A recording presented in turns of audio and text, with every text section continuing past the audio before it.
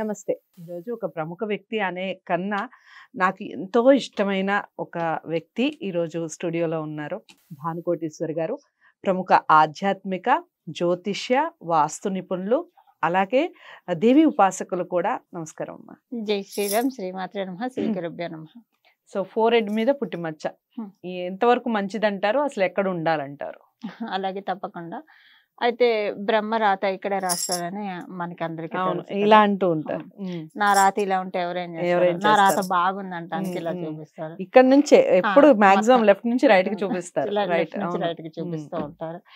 అయితే ఒక రకంగా ఫోర్ హెడ్ మీద, ఒక రకంగా కాదు అన్ని విధాలుగా ఫోర్ హెడ్ మీద పుట్టుమచ్చ ఉంటే మంచిది, ఎక్కడున్నా మంచిది. అయితే దీనికి కండిషన్స్ ఉంటాయి. ఒకటి మగవాళ్ళకైతే కుడివైపు, ఆడవాళ్ళకైతే ఎడమవైపు. అయితే అది రివర్స్ ఉందనుకోండి, దానికి కూడా మనకి మంచిగా ఉంటుంది, దానికి కూడా మంచి సిగ్నిఫికెన్స్ ఉంటుంది. అసలు మొత్తం మీద ఫోర్ హెడ్ మీద పుట్టుమచ్చ ఉంటే వాళ్ళకి ఏంటంటేనండి సీక్రెట్ జాబ్స్ లో వాళ్ళకి బాగా, అంటే డిటెక్టివ్స్ బాగా బాగా రానేస్తారు. లైఫ్ లో కూడా మామూలుగా చిన్నప్పటి నుంచి కూడా వాళ్ళకి ప్రతిదీ ఛేదించే అలవాటు ఎక్కువగా ఉంటుంది. దేన్నైనా క్షుణ్ణంగా పరిశీలించని ఒక కంక్లూజన్ కి వాళ్ళు రారు. సో వాళ్ళు ఏంటంటే ఇప్పుడు ఈ ట్యాక్స్ డిపార్ట్మెంట్ లో కావచ్చు, లేదంటే పోలీసులకు సంబంధించిన దాంట్లో కావచ్చు, దాంట్లోకి వెళ్ళడానికి బాగుంటుంది. అయితే ఇక్కడ ఏంటంటే ఇంకొక ఫోర్ హెడ్ మీద కాబట్టి పుట్టుమచ్చ ఉన్నది, వాళ్ళకి ఏది ప్యాషనో ఆ రంగంలో డెఫినెట్ గా రాణిస్తారు. అది ఎవరైనా సరే, ఆడవచ్చు మగ అవ్వచ్చు. కాకపోతే వాటిల్లో కనుక ఇలాంటివి ఉంటాయి, ఐఏఎస్ ఐపీఎస్ ఇలాంటి వాళ్ళ ప్యాషన్ ఉంటే కనుక వాళ్ళని ఎంకరేజ్ చేస్తే కనుక వాటిలో డెఫినెట్ గా రాణిస్తారు. ఒకవేళ అదే అందరికి ఉండాలని ఉండదు, అదే ప్యాషన్ గా ఉండాలని ఉండదు. సో వీళ్ళ ప్యాషన్ ఏదైతే ఉందో దాంట్లో డెఫినెట్ గా రాణిస్తారని చెప్పి అర్థం. నిశ్చితంగా పరిశీలన ఉంటుంది, నిశ్చితమైన పరిశీలన ఉంటుందండి. చాలా అంటే అది చిన్నప్పటి నుంచి అర్థమైపోతూ ఉంటుంది. వాళ్ళు ఏదైనా సరే తొందరగా అంటే ఏదైనా సరే బాగా అనాలిసిస్ చేస్తారు. అది చూసే వాళ్ళకి కూడా తెలియదు, లోపల బాగా అనాలిసిస్ జరుగుతుంది. సడన్ గా వర్డ్స్ వదిలేస్తారండి వాళ్ళు, షార్ప్ వర్డ్స్ వదులుతారు. అంటే అవును కదా, కరెక్టే కదా అని అనిపిస్తుంది వాళ్ళు మాట్లాడే మాటలు. సో బాగా అనాలిసిస్ బాగా ఉంటుంది. సో ఎడం వైపు ఉంటే కనుక ఆడవాళ్ళకి వాళ్ళ కెరియర్ బాగా ప్రోగ్రెసివ్ వెళ్తుంది. అంటే వాళ్ళు ఏ కెరియర్ చూస్ చేసుకుంటారు అది వెళ్తుంది. ఇప్పుడు కొంతమందికి కొన్నే సూట్ అవుతాయి, కొన్నే ఫ్లెక్సిబుల్ గా ఉంటాయి, కొన్నిట్లో చేయమంటే వాళ్ళు చేయలేరు. కానీ నుదుటి మీద పుట్టుమచ్చ ఉంటే ఒక రకంగా బ్రహ్మదేవుడు వాళ్ళకి అవకాశం ఇచ్చినట్లు. మీకు ఏ రంగంలో మీరు వెళ్ళాలనుకుంటే ఫ్రీ విల్ అంటాం మనం యాక్చువల్ గా.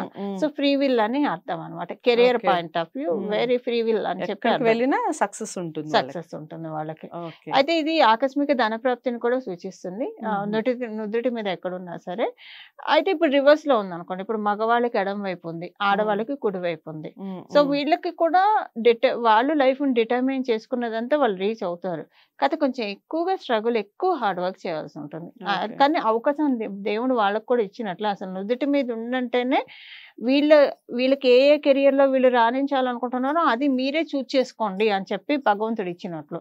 కాకపోతే అది రివర్స్ లో ఉంటే మటుకు కొంచెం ఎక్కువ హార్డ్ వర్క్ చేస్తేనే ఇస్తాను. సరైన ప్లేస్ లో ఉంటే మటుకు తొందరగానే అయిపోతుందండి, పెద్ద ఇబ్బంది పడరు. నార్మల్ హార్డ్ వర్క్, అసలు హార్డ్ వర్క్ చేయకుండా ఎవరు షైన్ అవ్వరు కదా. సో రిక్వైర్డ్ లెవెల్లో చేస్తే సరిపోతుంది అని చెప్పి అర్థం. సో ఎట్లా చూసుకున్నా మనకి నుదుటి మీద కనుక పుట్టుమచ్చ ఉంటే చాలా మంచిది.